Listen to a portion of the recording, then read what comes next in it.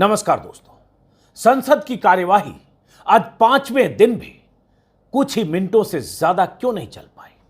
क्या आज लोकसभा में राहुल गांधी को बोलने दो जैसे नारों के वक्त संसद टीवी पर लाइव टेलीकास्ट को म्यूट कर दिया गया? क्या लोकसभा में विपक्ष की नारेबाजी की आवाज को जानबूझकर म्यूट किया गया? ऐसे नारे लग रहे हैं, आवाज नहीं है। क्या राहुल गांधी को संसद में अपना पक्ष नहीं रखने देना चाहती है बीजेपी? लंदन में लोकतंत्र पर दिए बयान को लेकर क्या राहुल गांधी की सदस्यता खतरे में है? क्या माफी मांगे बगैर राहुल गांधी संसद में अपनी बात नहीं रख पाएंगे? क्या बीजेपी राहुल गांधी को संसद से सस्पेंड कराने में कामयाब हो जाएगी? क्योंकि बीजेपी का इरादा यही है। क्या राहुल गांधी के बयानों की वजह से स्पीकर उनके खिलाफ विशेष संसदीय समिति बनाने की अनुमति दे सकते हैं? क्या राहुल गांधी को संसद में आरोपों का जवाब देने का मौका मिलेगा या संसद का गतिरोध अभी लंबा चलने वाला है? राहुल ने अगर कहा कि मोदी सरकार की तरफ से उन पर लगाए गए आरोपों का जवाब वो उसी संसद में देना चाहते हैं, तो बीजेपी को इसमें दिक्कत क्या है? इन सवालों का जवाब तलाशने की कोशिश करते हुए सबसे पहले समझिए कि आज संसद में क्या हुआ। कुछ ऐसा भी हुआ जो शायद पहली बार हुआ। संसद सत्र शुरू होने के पहले बीजेपी अध्यक्ष जेपी नड्डा का एक वीडियो बयान चैनलों के जरिए जारी किया गया। नड्डा ने वही सारी बातें दोहराई जो मोदी सरकार के कई मंत्री और बीजेपी नेता लगातार कह चुके हैं।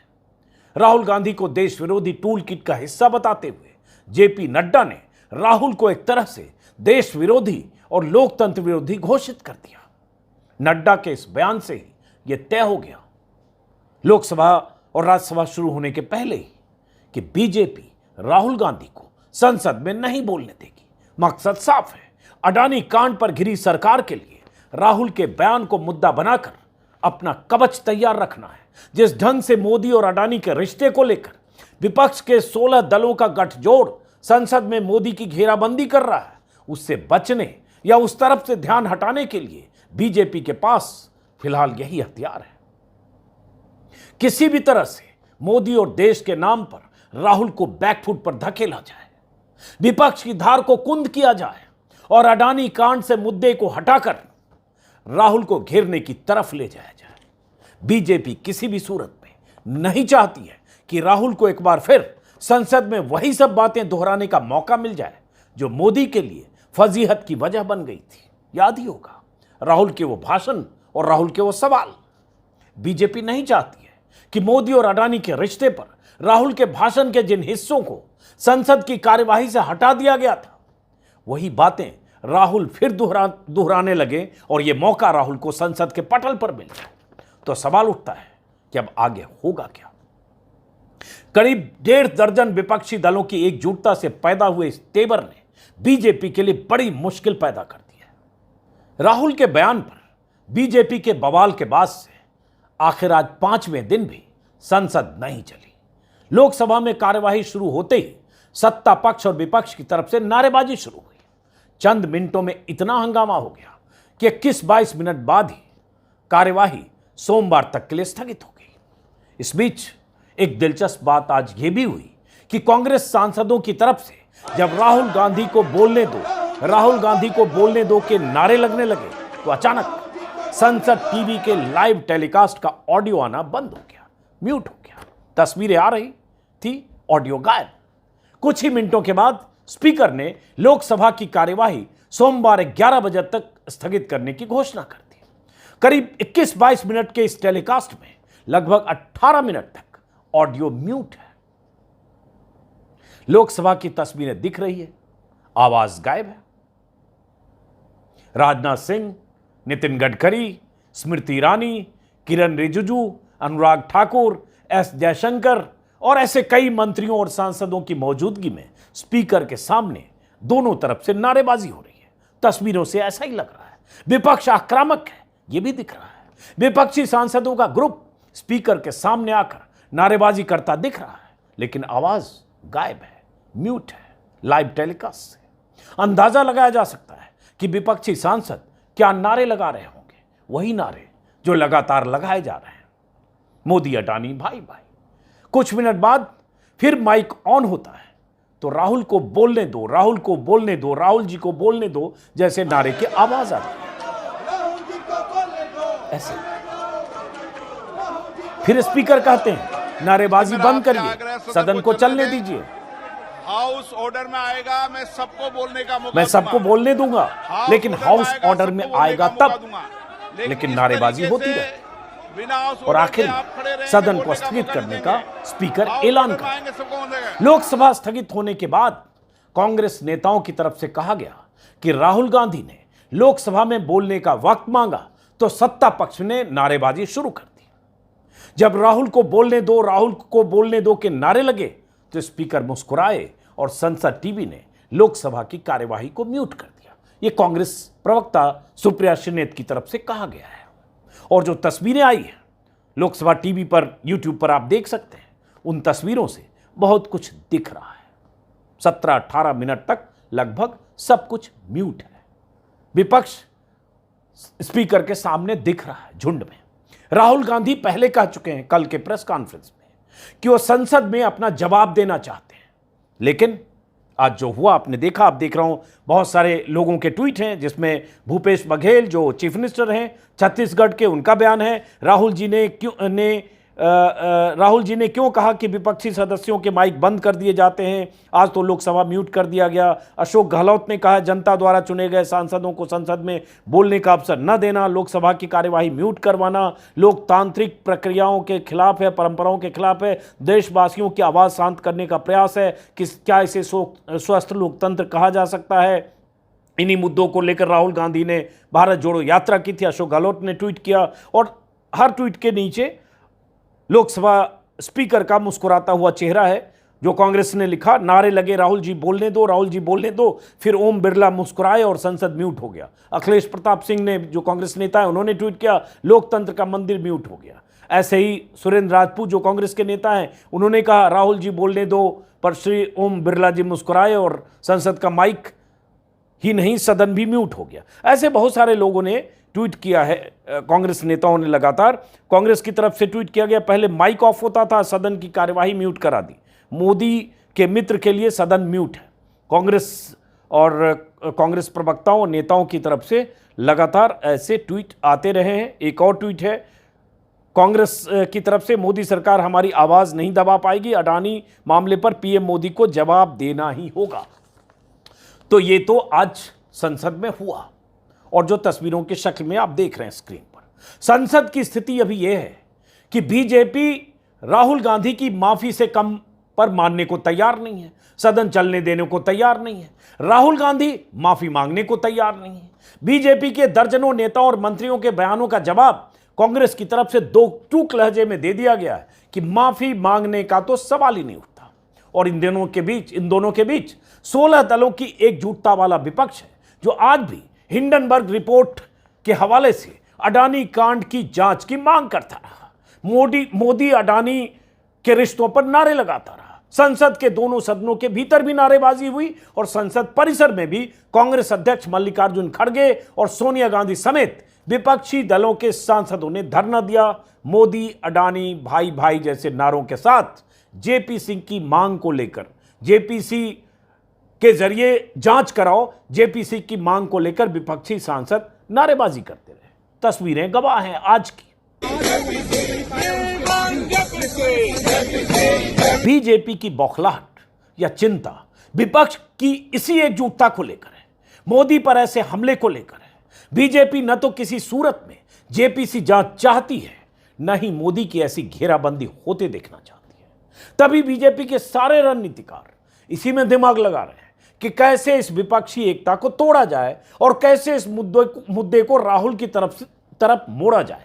और इसलिए सारे बीजेपी के दिग्गज बीते 4 दिनों से राहुल के लंदन में दिए बयान को मुद्दा बनाने में जुटे हैं, बड़ी बड़ी बातें कर रहे हैं, यहां तक कि राहुल गांधी को सीधे देशद्रोही कह रहे हैं, उन पर राजद्रोह का मुकदमा चलाने की मांग कर रहे हैं। लेकिन राहुल गांधी ने कल जैसा कि कहा कि मैं संसद में जवाब दूंगा, क्योंकि आरोप मुझ पर संसद में लगे हैं और संसद सदस्य होने के नाते मेरा हक है कि मैं संसद में जवाब दूं और वो सवाल पूछूं जिसके जवाब नहीं मिले। और बीजेपी की चिंता यही है कि कहीं राहुल गांधी फिर से संसद में आकर फिर वही सारी बातें न कहने लगे। तो सवाल उठता है यहां से आगे होगा क्या?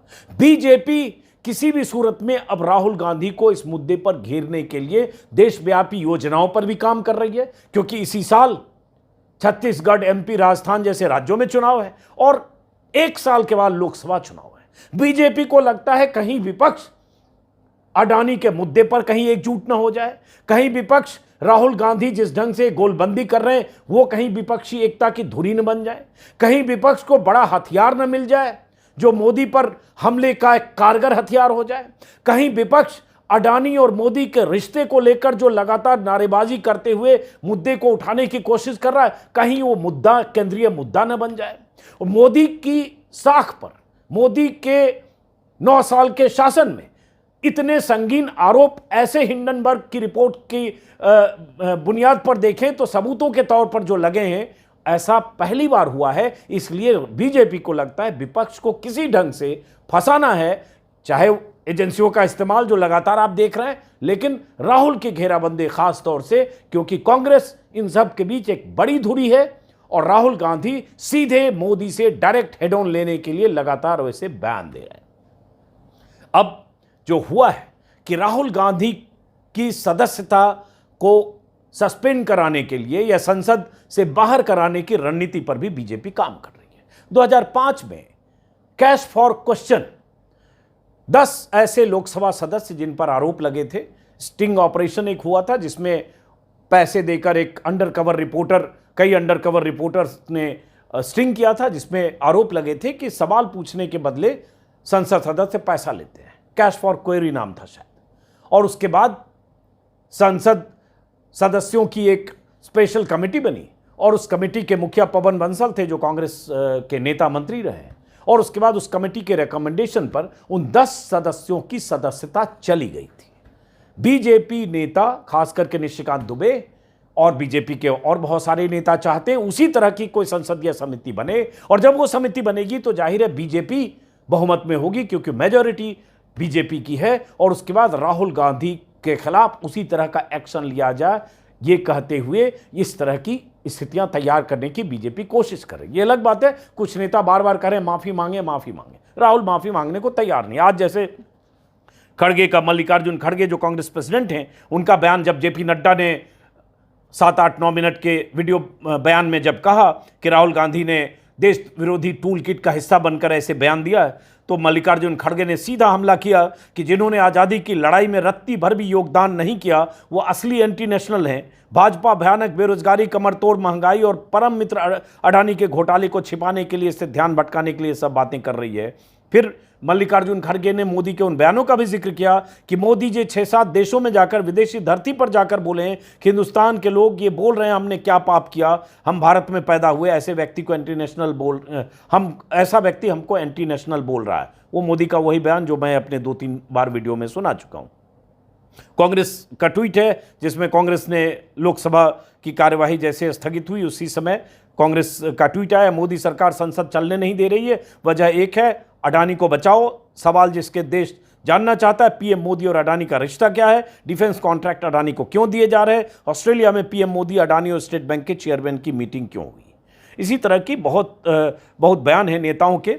और मल्लिकार्जुन खड़गे लगातार प्रधानमंत्री मोदी के चीन और कोरिया में दिए गए बयान का जिक्र लगातार कर रहे हैं। आज भी उन्होंने कहा है कि जेपी नड्डा बोल रहे हैं, जो बोल रहे हैं हम घोर निंदा करते हैं। उनको मालूम होना चाहिए कि मोदी ने चीन में जाकर, अमेरिका में जाकर, साउथ कोरिया में जाकर भारत के नागरिकों का अपमान किया। मोदी को माफ़ी मांगनी चाहिए, हमारा माफ़ी मांगने का कोई सवाल नहीं उठता, ये मल्लिकार्जुन खड़गे ने कहा। इन सब के बीच बीजेपी नेताओं का लगातार बयान है, बीजेपी के मंत्री और सांसदों की तरफ से लगातार बयान है कि राहुल गांधी माफी मांगे, देशद्रोही और बाकी सारी चीजें कही जा रही है। शशि थरूर का भी एक बयान आया है कि राहुल गांधी को मुझे नहीं लगता माफी मांगनी चाहिए।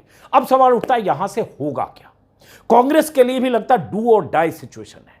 कांग्रेस को भी लगता है ये एक ऐसा मुद्दा है कि अगर हम मजबूती से इस मुद्दे पर टिके नहीं रहे अडानी और मोदी को लेकर, तो चुनाव में एक बड़ा मुद्दा हम खो सकते हैं।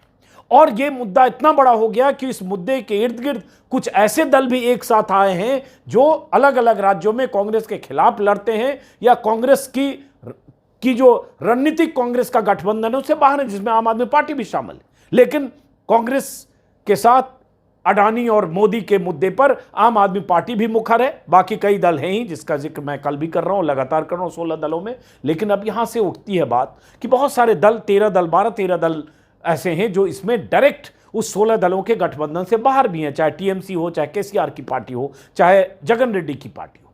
अब यहां से कोई रास्ता ऐसा भी बनता है कि कुछ और दल इस 16 दलों के साथ आते हैं। क्या इन 16 दलों के बीच कोई ऐसी साझी बात भी होती है चुनावी विसात को लेकर, चुनावी रणनीति को लेकर? यह अभी दूर की कौड़ी है, बहुत कुछ देखना है। कई राज्यों में आपस के टकराव है। केजरीवाल जैसे राजस्थान में चुनाव प्रचार करने जा चुके हैं, एमपी में जा चुके हैं। यहां सीधी टक्कर कांग्रेस और बीजेपी के बीच। केजरीवाल एक तीसरा केंद्र बनने की कोशिश करेंगे, जैसे उन्होंने गुजरात में किया, और उसका खामियाजा कांग्रेस ने भुगता। क्या अभी जिस तरह से चीजें हो रही है, इसका असर कोई आने वाले दिनों में हम चुनावी रणनीति में भी देखेंगे? इसके लिए हमें इंतजार करना पड़ेगा। लेकिन फिलहाल बीजेपी बुरी तरह से फंसी और किसी भी सूरत में राहुल गांधी की घेराबंदी करके पूरे मुद्दे को डायवर्ट करना चाहती है, ताकि विपक्षी गोलबंदी भी टूटे और मोदी पर जो सीधा प्रहार हो रहा है अडानी के नाम को लेकर, अडानी से रिश्ते को लेकर, उससे किसी ढंग से देश का दिमाग, लोगों का मन डाइवर्ट हो। यह बीजेपी कोशिश कर रही है। देखना है बीजेपी कामयाब होती है या विपक्षी दलों को जो हथियार मिला है यह हथियार कुछ असर दिखाता है। फिलहाल इस वीडियो को खत्म करते हैं। इंतजार रहेगा जब सोमवार को संसद की कार्यवाही शुरू होती है, तब क्या होता है। क्या विपक्ष के तेवर लंबे समय तक चलेंगे और संसद में गतिरोध बना रहेगा? हमें इसका इंतजार करना पड़ेगा। और आपने अगर मेरे YouTube चैनल को सब्सक्राइब नहीं किया तो सब्सक्राइब करें, अगर मुमकिन हो तो ज्वाइन करें। नमस्कार।